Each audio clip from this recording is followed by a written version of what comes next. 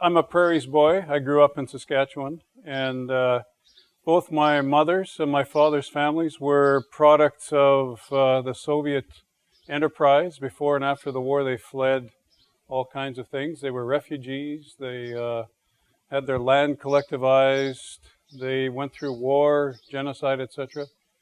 So these became very important parts of my heritage, and were actually quite instrumental in shaping my vocation in many ways. I joined Wycliffe about 5 years ago and began to teach in a brand new program.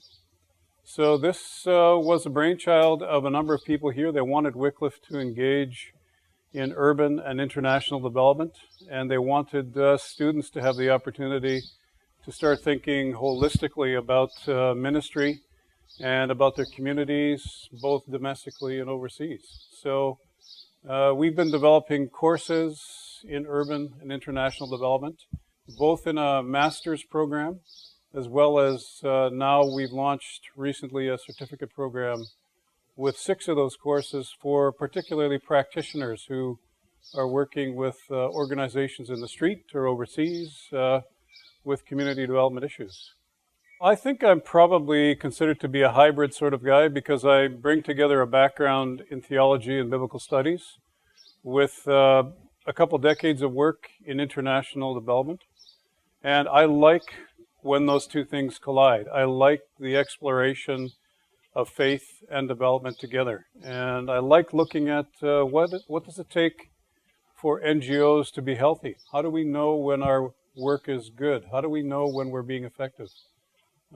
So my interests and expertise are really in helping organizations to look at what they're doing and how they're doing it and figure out, are we being strategic?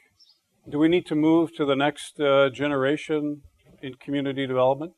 Do we need to get beyond services and think about how we engage communities in their own assets and capacities and so on?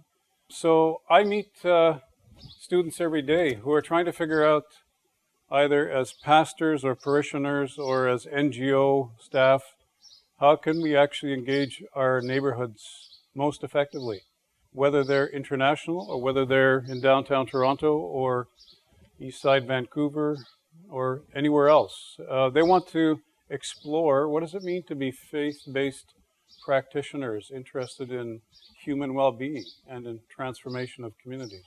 I'm particularly interested in the knowledge and the skills and the experience of people and of organizations and how they apply that to development, to relief, to advocacy, and to other kinds of challenges, both locally and globally, that we face today. So I think in many ways, the health of organizations is contributed to by the fact that we're preparing students to become effective practitioners of transformation and change in those communities that those organizations work in, and with the partners that they join with in their own tasks of community development. So there's this phenomenon today that we call toxic charity. The opposite is, how do we know when development is good? The first axiom of development is, how do we do no harm?